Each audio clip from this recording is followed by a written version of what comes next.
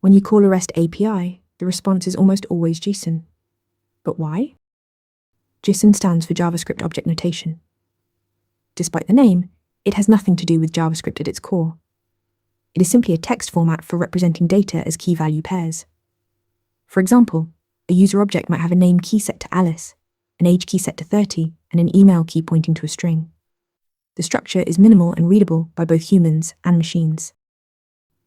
Before JSON, XML was the standard for data exchange.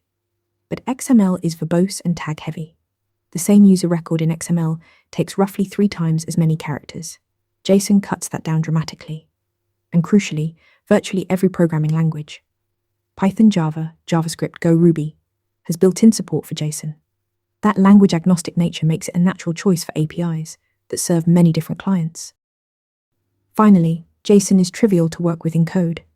In JavaScript, JSON.parse turns a JSON string into an object, and JSON.stringify does the reverse. Python's JSON module works the same way.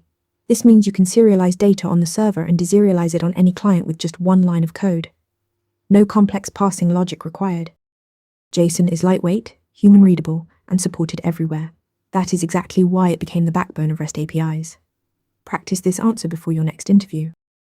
Ready to practice for your next interview? Interview Mentor lets you answer real questions just like this one. After each answer, you get a detailed grade and personalized tips to improve. Watch your scores climb as you keep practicing.